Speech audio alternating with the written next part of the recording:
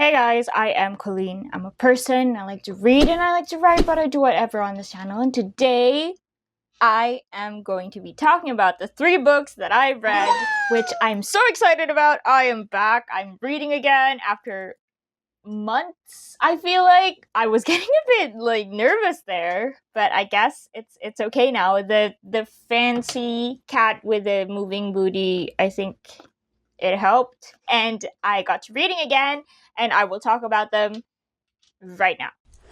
So the first book that I read is My Untrue Love by Cassandra Gannon. I am really glad that I loved that first book that I read because I have a tendency to get discouraged when I start with a book that's a bit not for me.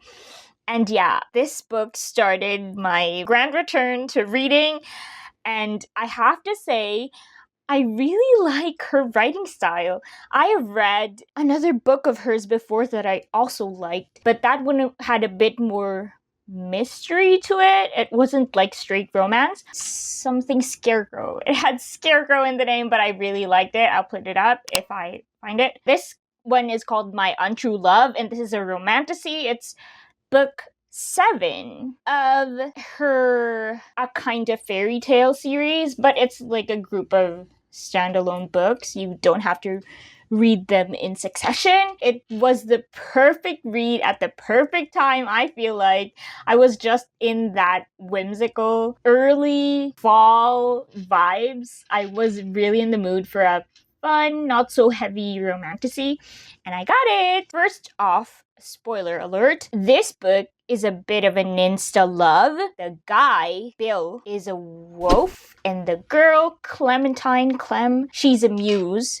And this series takes place in a universe where all the whimsical fantasy worlds exist at the same time. Like there's Oz, there's like the fairy tale, traditional fairy tale-ish Cinderella characters, and there are characters whose names are from nursery rhymes and stuff. Actually, the antagonist is called John Jacob Jingleheimer Schmid. Like a culmination of all the fantasy worlds, and it's so fun and quirky. As I said, it's a bit of an insta-love, and I would describe it as 2 idiots trying to get each other to fall in love, even though they're already in love with each other. That's basically what it is, but it's so cute. The MC, Clementine, is part of a band, but she gets kicked out of the band because she doesn't really play any instruments. She is a muse. Her abilities or her powers are a bit understated because it doesn't manifest physically or something that you can visibly see. What she does is she inspires creatives and brings out like a muse, essentially a muse. So she gets kicked out of the band because the lead singer, John Jacob, thinks that he can now do without Clem. And when she gets kicked out of the band, Bill, the ML, without question, without explanation, without too many words, just follows her, and they basically go off on their own and try to start his music career. It wasn't like a really dull, just one conflict kind of book. There were problems, but it was just like one at a time. It wasn't like they couldn't catch a break, which is what I liked about it. Another thing that I really liked about it is the dialogue was so funny. I'm really easy to please when it comes to romantasy. Just make me laugh and I'm yours. This writer has an almost natural, not too in your face type humor that really manifests in her dialogue and everything throughout the book. There are chapters from the point of view of the antagonist, John Jacob Jingleheimer, and it's so funny. I mean, it's funny at first, but it gets heavier as the book goes on. But yeah, even his POV chapters have a natural humor to them, because the POV of a narcissist, how it was done in this book was so humorous and so well done. You sort of just can't believe that a person like that exists. The level of delusion is so fun to read as well. The gradual transition from it being light and fluffy and romantic, and plot to more substantial, heavier themes was so smooth and so well done that I believed every word. It was an experience and I had a good time reading this book. A warning though that there are heavier themes like abuse and manipulation. It comes towards the end, but it has a happy ending because it's a romance.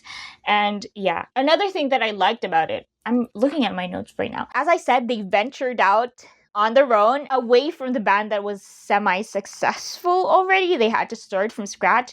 And one of the things that I liked about it is they struggled for a while. They did not become a success overnight. They were poor and just pooling their resources for a good while and like taking this and that jobs just to get by. And I really liked it because I feel like a lot of creatives that are starting out have to do that, and it's such a realistic portrayal of what it's like to want to follow your dreams. It's not sunshine and rainbows. You will suffer before you get there. And yeah, but Clem's faith in Bill's talent is also one thing to be admired because she did not give up. She knew that they would succeed and he had star power, and I like that about it. One note that I would say that's a bit towards the negative is that, as I said, Bill had a tendency to be intense. It's an insta love, my soulmate, my mate, and all that. And he had a penchant for violence.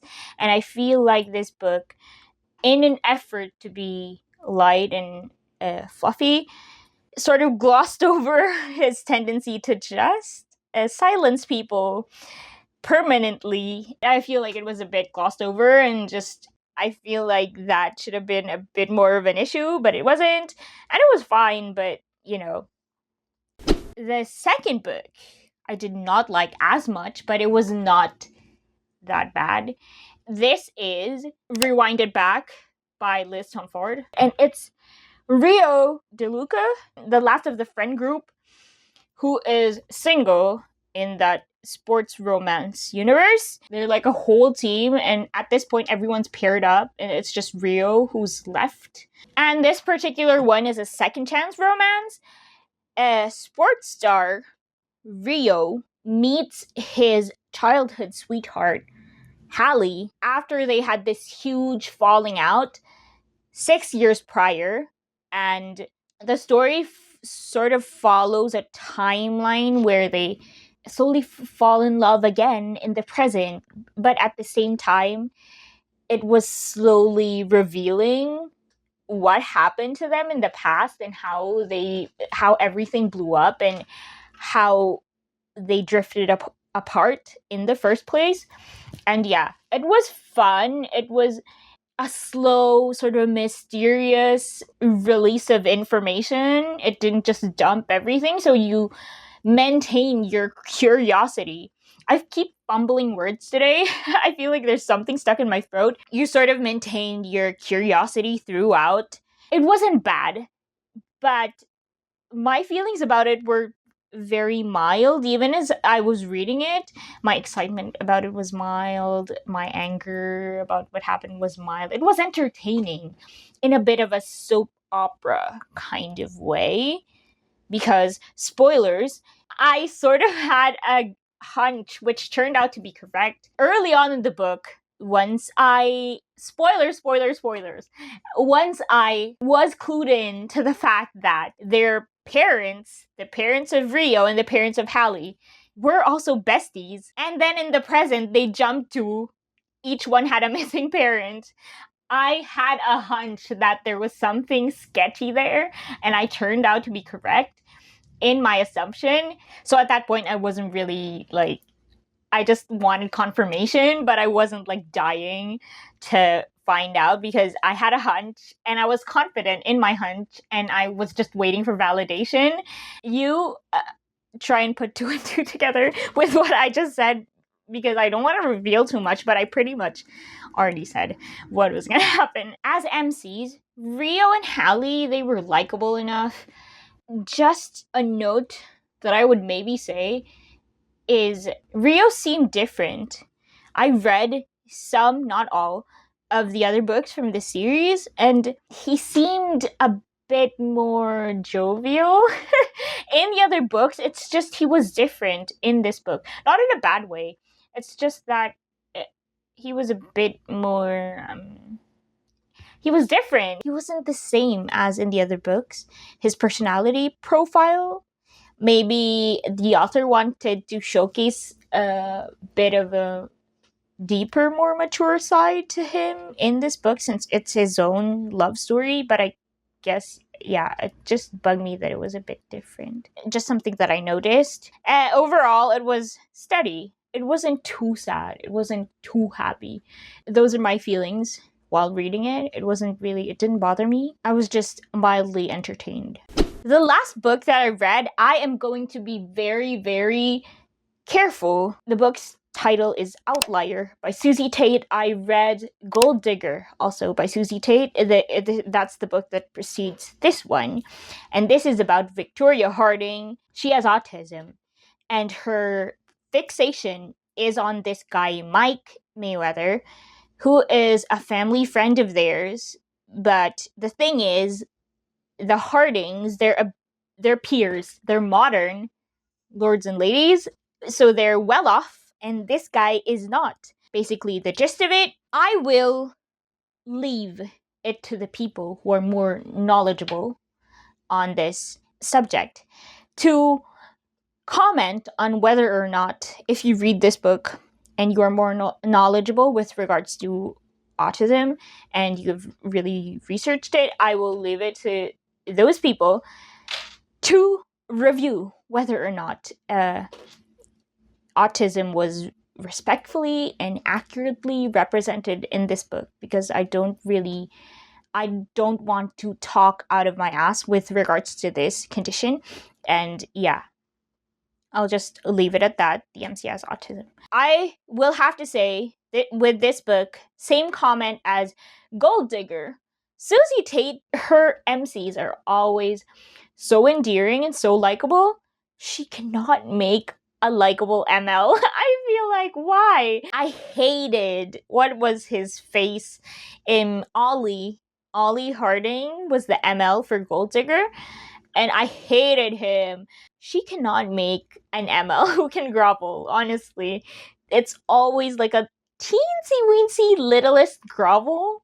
It's not that I don't like her writing style, because I always like the MCs, and I feel like the characters of the MCs are always so fleshed out and so detailed, and they're always like strong-willed and with distinct personalities, and I don't know why the MLs always fall short of my expectations. So another note that I have for this book is that I find it hard that Mike could maintain his misconception of Victoria, until adulthood, basically. When the story makes it clear that they had known each other, albeit they didn't see each other that often, but they knew each other from childhood.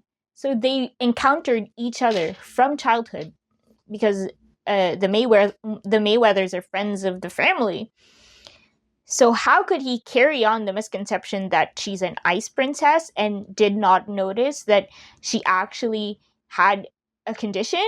And he just carried on believing that she was an ice princess and like a stuck-up, emotionless person, which bit him in the ass later on, because he said some horrible things to her, not knowing that when she was hyper-focused, she was really hyper-focused, and she couldn't really help it, and she had all these things that she was particular about. From the outside, people saw it as she was being picky, she was being like a Richie Rich, hard to maintain woman. But yeah, in truth, she just was particular about some things. And yeah, I cannot, for the life of me, understand how he could just carry on without misconception. Another thing, his caveman-esque realization of his feelings for Vicky was so abrupt. It was so abrupt. Like, after saying a bunch of horrible things to her, he just turns around and realizes that she is his.